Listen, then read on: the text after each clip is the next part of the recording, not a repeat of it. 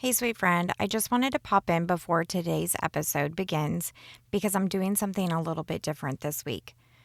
We're in those last few weeks of summer before August kicks into full gear, and I've decided that I wanted to give myself a much needed break from creating new episodes. But there are some conversations from earlier in Parenting Beyond Meltdowns that I think are worth coming back to. And today's episode is one of those. If you've ever found yourself getting pulled into your child's meltdowns or dysregulation, reacting in a way that you didn't want, and then wondering afterwards, why did I do that again? This conversation is for you.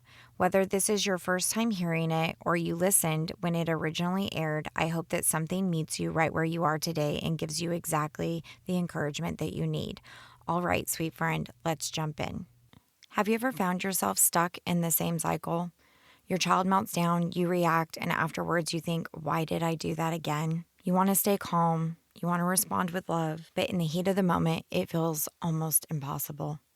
In today's episode, we're talking about the 3 ways that we tend to show up as the victim, the villain, or the hero, and how recognizing which story you're living from can completely change the way you parent and the peace you experience in your home. Mama, are you tired of meltdowns stealing the peace in your home? Welcome to Parenting Beyond Meltdowns. I'm Amanda, a Christian life coach and a mom of a strong-willed neurospicy teen. If you've tried everything from consequences, parenting books, crying out to the Father, and still feel like you're failing, you're not alone. Inside this podcast, we'll explore how faith, emotional regulation, and connection work together so that you can parent from a place of peace, even in the hardest moments. You don't have to hold it all together here. This is a safe space to lay it all down. Welcome. Today, let's read a review from Karen S.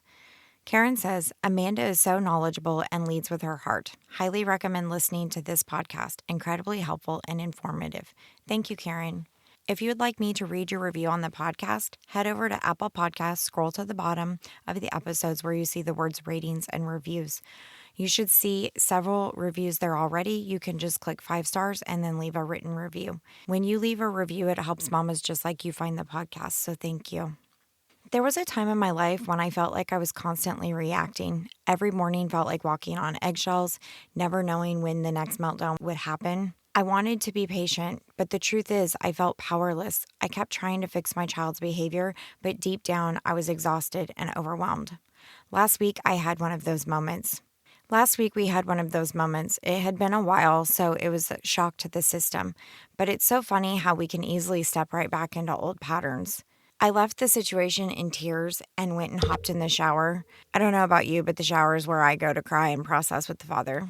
I stood there in the shower with the water pouring over me, having the thought that I literally just did the opposite of everything that I tell you guys to do.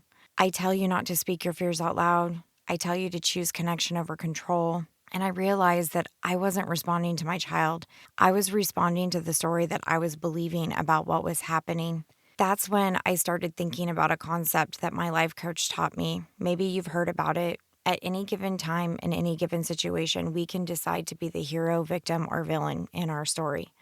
The truth is, we all play these roles at different times. And when we learn to see which one we're living from in the moment, we can start choosing peace on purpose. Before we dive in, I want to share what this concept actually means, especially if this is brand new for you. It's called the hero, victim, or villain lens, and it helps us recognize the role that we're playing in our own story. You see, every time we react, whether it's through frustration, withdrawal, or grace, it's coming from a story that we are believing in that moment. This concept helps you to slow down long enough to notice which story you're living out of and which one the Father is inviting you into. The victim believes that life is happening to them. My child's behavior is ruining my peace. This role feels powerless, reactive, and stuck. The villain believes they have to control or punish to feel safe. If I can just make my child behave, then everything will be okay. This response usually comes from fear, anger, or shame, trying to manage pain through control. And then there's the hero, who takes responsibility through love and awareness. With the Father's help, I can choose peace no matter what is happening. The hero partners with the Holy Spirit to respond instead of react, taking thoughts captive and creating from faith instead of fear. When we begin to notice which role we're showing up in, everything changes because awareness gives us a choice. We no longer have to feel trapped.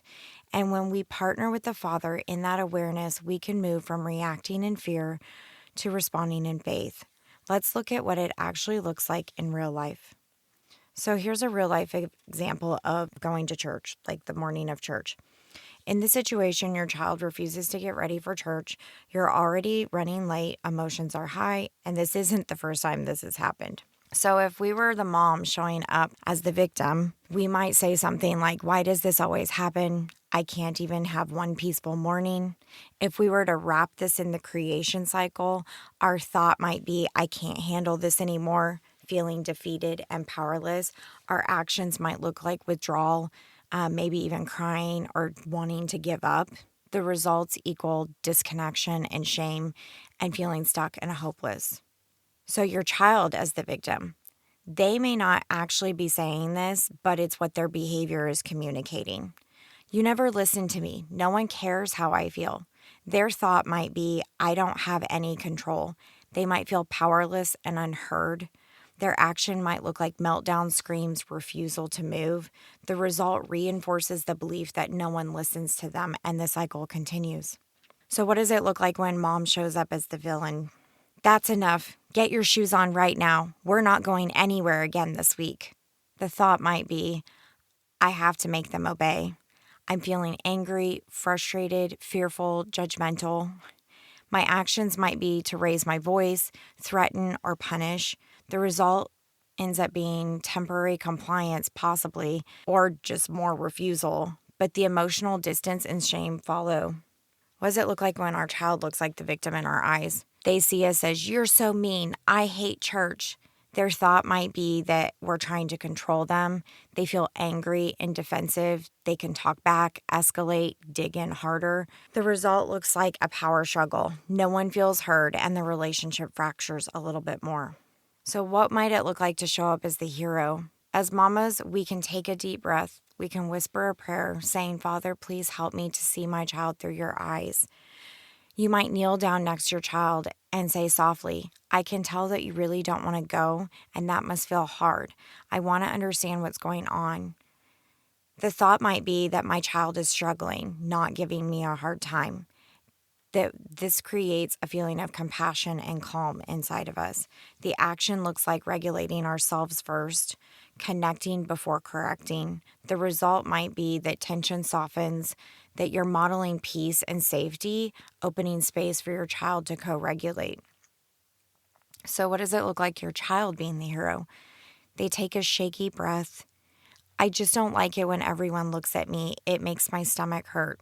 The thought might be that mom's listening to me. I feel safe and seen. The action might be that they start calming down, that they maybe agree to go in a few minutes. That might result in that connection is restored and that you both grow in emotional awareness and trust. But there might be another situation where peace doesn't come right away.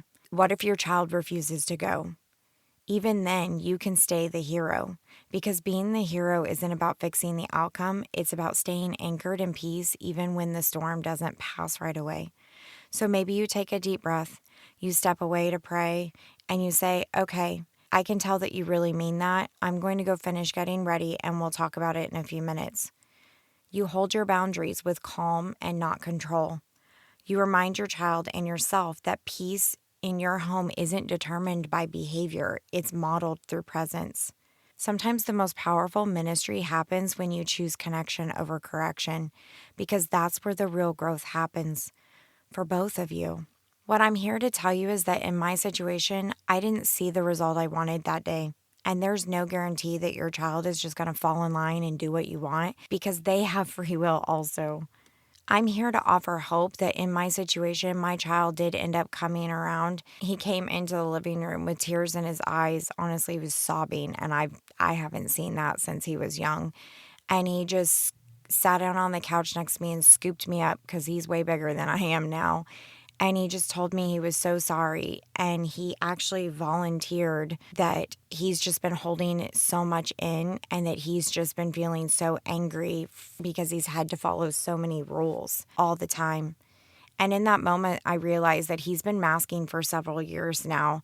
And I think that he's starting to hit burnout. In my child's instance, lots of rules feel like demands to his brain, which creates an anxiety within him, and it feels like a loss of autonomy. This causes anxiety and distress in him.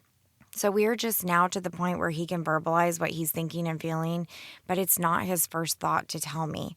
I usually have to figure it out myself. This was a big step for us, but not without heartache.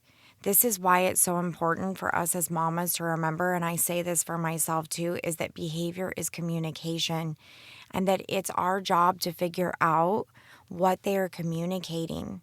I still forget to do this sometimes. I just did it this week, especially when I'm feeling like the victim or I'm scared. Because we're humans. I do not want you to beat yourself up with anything that I am saying. I'm just trying to give us all better options because, again, I'm still doing this and I'm not done. Situations are going to arise. This is a daily walking out of the things that I'm teaching you. This is why I stress emotional regulation so much. We cannot show up as our best selves and help them if we are just as dysregulated as they are.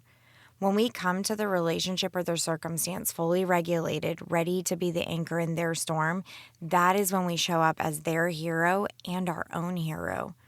I also want to speak to the mama that might be in the middle of burnout with your child. I see you. I know that it is not easy right now, and I know that your child isn't even close to quote unquote getting on board with whatever it is that you think that it looks like for them to be on board. You might not even be able to leave the house right now because their anxiety is so high. You might feel trapped in this life. You might feel like it's never going to get better. What I want you to know is that you can anchor yourself and show up for yourself no matter how your child is showing up right now. Maybe all you see right now is a villain in your child. I've been there. There is no judgment from me. There is only love and open arms. I want to remind you that your Father is right there with you. He has not left you. I heard Megan Fate Marshman recently say that trusting the Father looks like just telling him where you are in this very moment. You can tell him exactly where you are, and I believe with all of my heart that he will meet you there. Tell him it's hard. Tell him you're scared. Ask him for what you need. He sees you, Mama. He hears your heart, and he is holding it in the palm of his hands. He is a safe place to process all of this. I want us to remember that the situation doesn't have to change for peace to come. You can carry peace into every situation.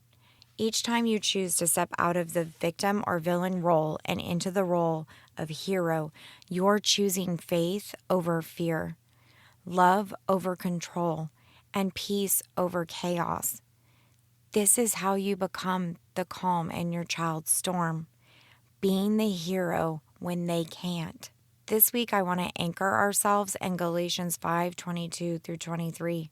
The fruit of the Spirit is love, joy, peace, patience, kindness, goodness, faithfulness, gentleness, and self-control. We get to decide to bear this fruit when our children can't. We get to model bearing this fruit to show them what it looks like for them to do it in their future. The Father has placed all of these within us. This week, the challenge of the week for you is that I want you to pay attention to which role you find yourself in when conflicts happen. I want you to do this without judgment. I want you to ask yourself, am I reacting from the victim, the villain, or responding as the hero? What thought am I believing right now? And then I want you to pause and I want you to pray and I want you to say, Father, help me to take this thought captive. Help me to see your child and myself the way that you do. And when you do this, watch how peace begins to grow. Mama, if you want to go deeper into encouragement like this, join my insiders list, where I share faith-filled reminders, emotional regulation tips, and real-life tools to help you stay anchored in who the Father says you are. The link is in the show notes. Hey, sweet mama, I hope you loved today's episode. Can you do me a favor? If this episode spoke to your heart, would you take 30 seconds and share it with a mama in your life who needs to know they are not alone? Also, would you leave a quick review on Apple Podcasts for me? It blesses my heart to know that this show is giving you hope in hard moments. All right, I'm off to grab some protein because love and grace flows easier when you're not just running on fumes and coffee. I'll meet you back here next week for another honest and hope-filled conversation. In the meantime, mama, stay rooted in faith and anchored in love.